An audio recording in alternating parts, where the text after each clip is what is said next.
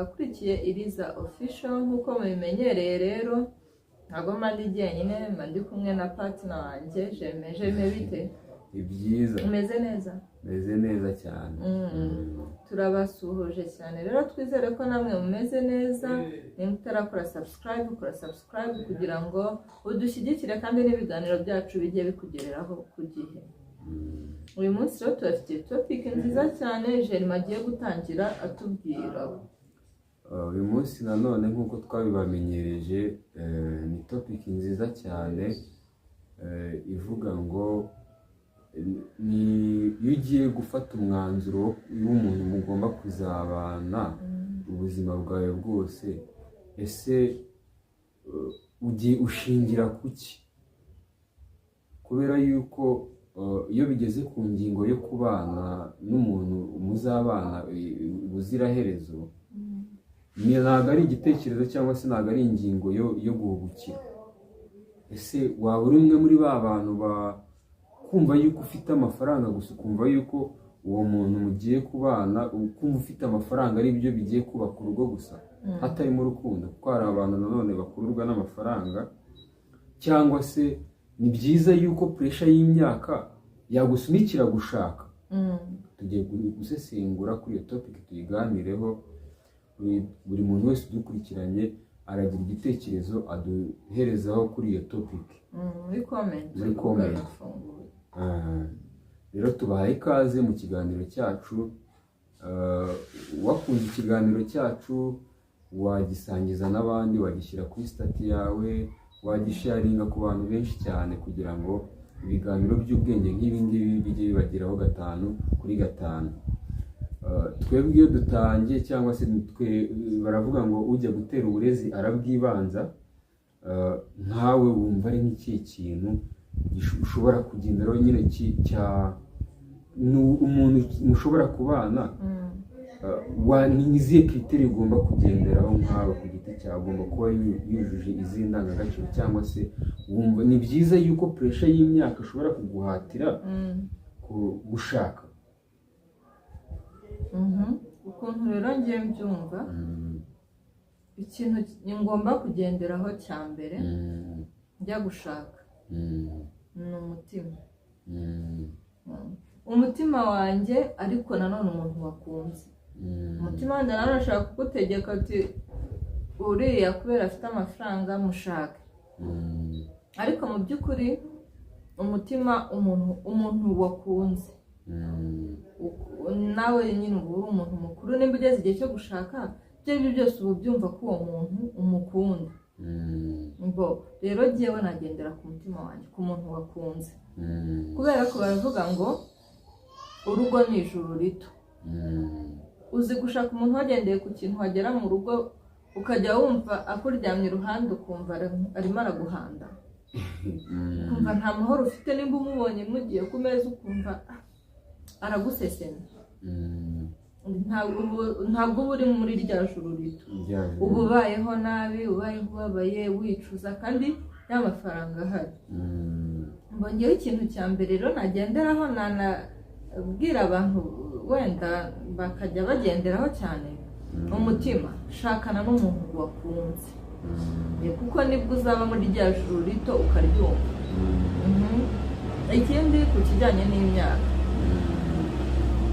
nimba ufite koko ku gitsina gore hari imyaka runaka kigeraho kigasaza agasaza ku buryo wenda yashaka umugabo ariko ntabyare kandi twese turabizi ko twese dukunda abana ni umugisha gushaka ntubyare se nyine bibaho tukabyakira ariko birababaza rero pressure y'imyaka yongeye nayumva ishobora kuguhatira gushaka kugira ngo wenda unibonere ako kana nta kibazo pressure y'imyaka yongeye yantegeka gushaka ku ruhande rwanjye ariko gendeye ku kindi kintu ku mafaranga ku bwiza bw'umuntu bwankuruye se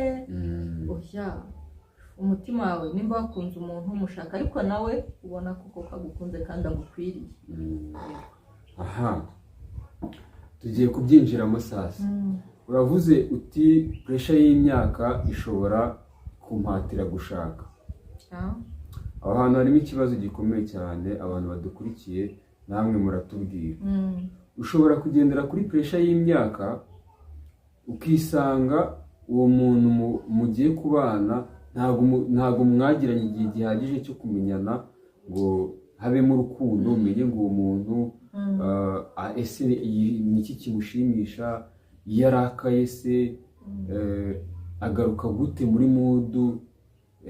Urumva nyine nta gihe gihagije, uri kugendera kuri pressure y'imyaka. Kandi ngiye ku bwanjye numva yuko hari n'igihe nanone kugira ngo ugere kuri iyo pressure y'imyaka biba byaraturutse nawe ku ruhare rwawe, atari uko wenda hari se niba tuvuze ngo ni umusore cyangwa se kadufate nk'urugero rw'umukobwa warabenze abasore benshi cyane, harimo uwagukundaga ariko kubera yuko adafite ibyo bintu bifatika cyangwa se umutungo cyangwa se ibintu birenze, kumva nyine wahoze wumva washaka umugabo ufite imodoka cyangwa se ufite inzu, none ugeze mu myaka muri 35-40 utangiye kuvuga ati nubwo yaba ari umunyonzi cyangwa se nubwo yaba ari umumotari, twabana icyambere ni urugo. Ukibaza ibyo bitekerezo ugize kuri iyo myaka kuki utari ubifite. Ariko ngewe kuri experience ntoya y'ubuzima mfite, nizera yuko urukundo ahari urukundo hari ubuzima, sibyo?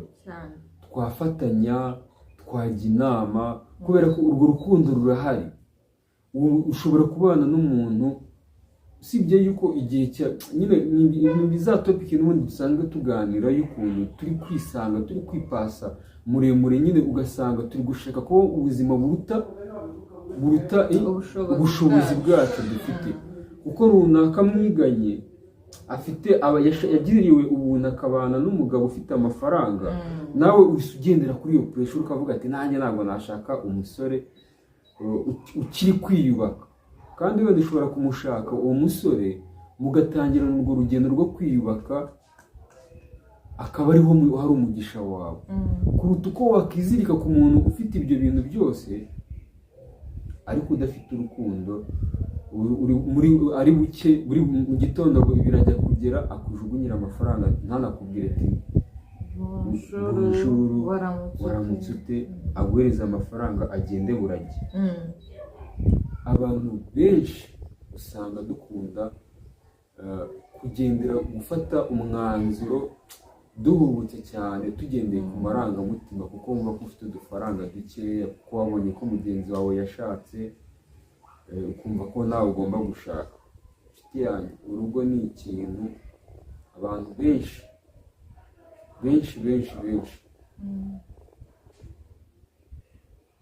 bakugira inama y'uko ugenda gake cyane. Ku bantu babihiwe n'intuza tuvuga ngo bashatse, cyangwa se ntabwo abaryohewe n'intuza n'ubushako, ariko hari n'ababihiwe. Ariko twakwifuriza yuko n'ubundi washaka ugendeye kuri pressure y'imyaka, cyangwa se washaka ugendeye kuri runaka kuko yabikoze. Ibanza wicare wige ku mupatina wawe. Iyo ni igitekerezo cyanjye. Ubwo n'abadukurikiranye namwe muratubwire ko namwe mufite ibyanyu. Tubwire ni ikihe kintu wumva wakora, ubanza ubitekerezo, kuko umushinga wo gushaka ni project nk'izindi zose. Ubanza urebe kuri uwo muntu mugiye kubana, ubanza umwigeho neza kabisa.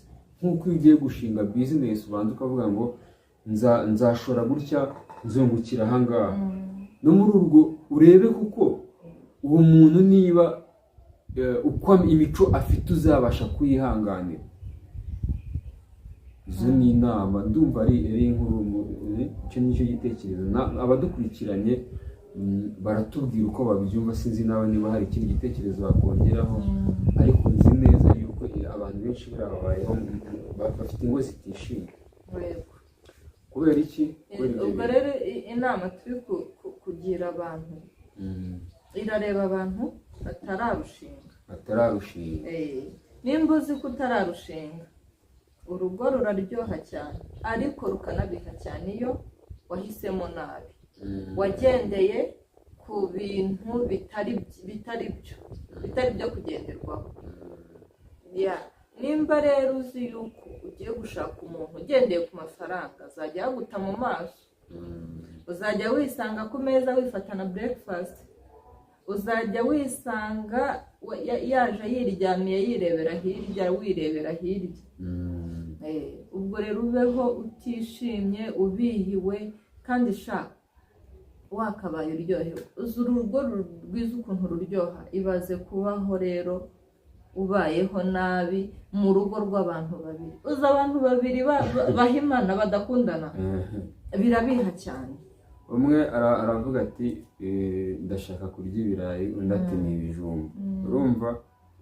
Undi ati ndashaka dodo, undi ati izo dodo mperuka kuzirya iri mu cyaro. Umwe akiyarurira akarira mu gitanda, undi akiyarurira akarira muri televiziyo. Ugasanga nta hantu muhuriza, nta n'umuhurira. Ugasanga cyangwa se waranamushatse wenda n'urugero, ariko mu rugo muraryana, sibyo? Kubera ko byaturutse kuri bya bintu ahandi twatangire n'ubundi. Hanze nyine murereka abantu ko urugo rwanyu rwishimye, ariko indani mu rugo nta mahoro ahari. Mutitendinga hanze ko mwishimye kandi mu by'ukuri mutishimye.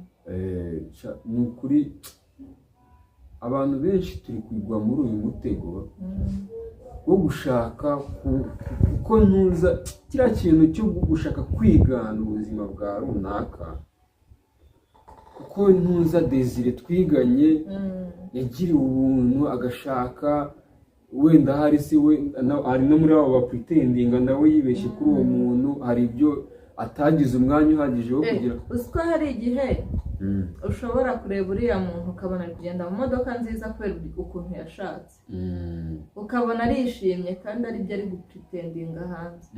Ya modoka yicayemo ariko birirwa bayimucyurira, ya modoka yicayemo bari gusekana n'umugabo ariko ari uko babona ko uri kubareba.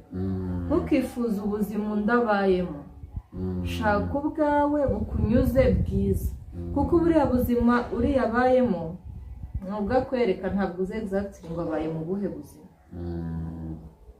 Ariko se buriya si hari n'abantu usanga wenda agiye gutereta umukobwa, agiye amuteretesheje iyo modoka, wenda si iyo modoka nta nubwo ari niye, kubera ko urumva urukundo rwanyu rushingiye ku bintu. Urumva hari ibintu byinshi yagiye akubeshya, ariko kubera ko wowe irari ryawe ryari rishingiye ku bintu ritari rishingiye ku rukundo, nawe ubwe ntiyakubwiza ukuri kuko arabizi neza akakubwije ukuri utamukunda. Urumva akubeshya ko iyo modoka ari iye, akubeshya ko iyo nzu ari iye, kandi iyo nzu iri muri kredi, murabanye. Urumva kuko ntiwigeze ugira umwanya wo kumuhereza rwa rukundo rw'umwimerere. Urumva urukundo, iki kintu cy'urukundo rushingiye ku bintu kiri kwica ibintu, kiri kwica ibintu. Ugasanga urumva ahantu twatangiriye noneho twinjiye muri deep. Urumva twageze noneho ku ngaruka z'ibintu bishobora gutera uramutse ku muntu washatse ahubutse, cyangwa se ku muntu utabanje kugenzura umuntu bagiye gushakana. Urumva twibanze noneho ku ngaruka z'icyo kintu bishobora guteza. Urumva rero iyo umaze kubona ingaruka, bituma nawe ushobora gutekereza kabiri, ese ibi bintu ni byiza yuko mbikora? Ese nuko ababyeyi banjye bari kumbwira ati shaka urakuze. Ariko ikiganiro cyo gukura nyine nimba kibijyanye n'imyaka yaguhatira gushaka, tuzagikoraho ukwacyo, kuko ni topic dufiteho debate njye nawe. Turabararitse rwose, ubutaha nicyo kiganiro tuzabakorera. Kuko urumva harimo iyi topic ari igihe dukora topic ari ngari cyane isaba ko tuyinjiramo ikubiyemo n'izindi topic nyinshi cyane. Iyo ngiyo irimo ibintu byinshi, irimo ibintu byinshi cyane, ndabizi izabireba benshi rwose, bazakuramo inama nabo batugira inama muri comment, batubwire uko babyumva. None se twebwe iyo tuzanye ntuza topic gutya tuba tugira ngo tuyibonere n'igisubizo. Niyihe nama wagira ku muntu wifuza gushaka? Ese wamugiriye inama ni kihe kintu agomba kugenderaho? Ariko nayimugiriye, kurikiza umutima wawe, shaka umuntu ukunda kandi nyine ubona ugukwiriye nawe ugukunda.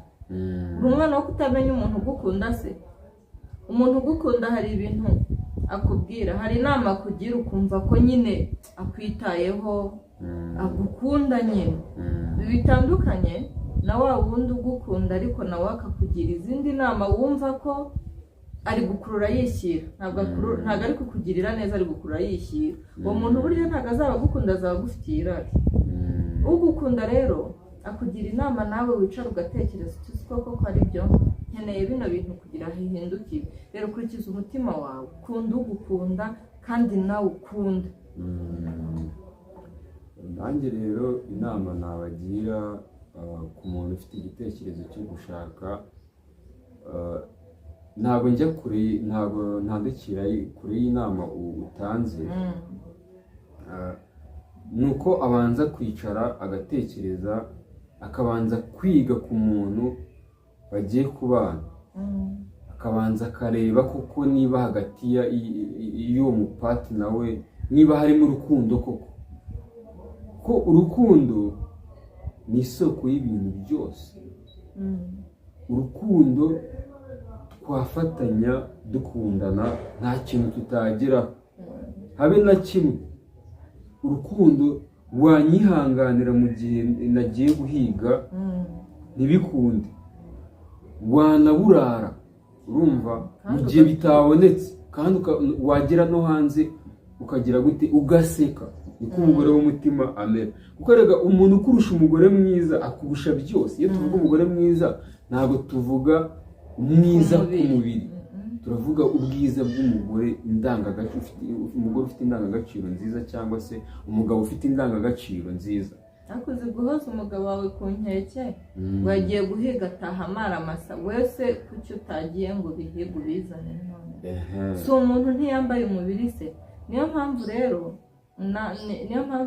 twavugaga ngo shaka umuntu ukunda.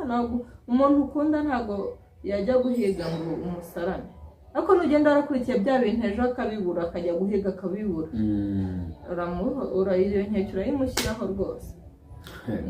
Ahubwo hari ibintu byinshi cyane tuzavuga kuri ibi bintu. Nari ngiye kuvuga nanone ku bandi bantu usanga bakururwa n'inoza nk'abatipe, usanga ukunda umukobwa wo mu diaspora, araje aguze ibyishimo bye cyangwa se aguze attention ye, amafaranga. Urumva abantu harimo urukundo. Iyo nawe ni topic ni tuzaganira. Ni ukuvuga ngo tubakumbuje topic ziri imbere ahangaha, ariko inama niyo ngiyo twabagira, ni ukubanza ukicara ugatekereza kuri uwo muntu, ukabanza ukareba kuko imico afite uwo muntu wumva mugiye kubana niba ari imico yo kwihanganira.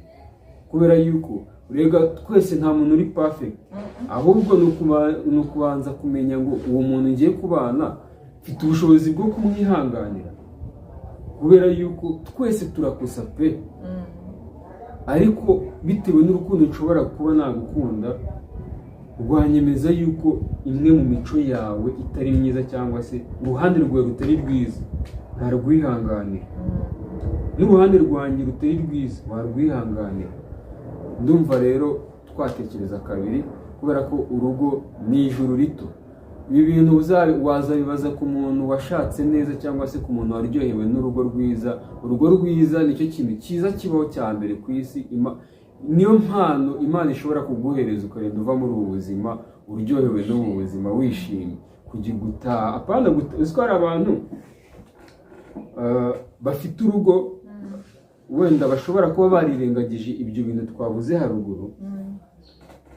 Saa 2 zigera umuntu ashaka gutaha akavuga noneho ndajya Ndajya he? ukumva ari gutekereza aho ari bujye kandi afite urugo kandi ariko nta mahoro arurimo. nta mahoro arurimo. Noneho mu gihe hari undi akazi katinze kurangira ngo atahe yigire muri wa muringa we, urumva ajye kwimara stress, abana bamusekere, umugore amwakire, hishimane.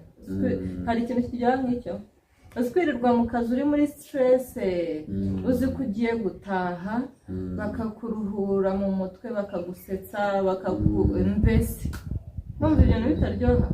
biraryoha. Namwe rero mubiharanire bakunze ikiganiro cyacu nk'uko twabivuze haruguru, wagisangiza bagenzi bawe, kubera ko ibi bintu tuba tuvugaho ni ibintu tuba dusanzwe tubona mu ngo z'abandi bantu, cyangwa se natwe ubwacu tuba twaragiye tubamo cyangwa mu ngo zigiye zitandukanye.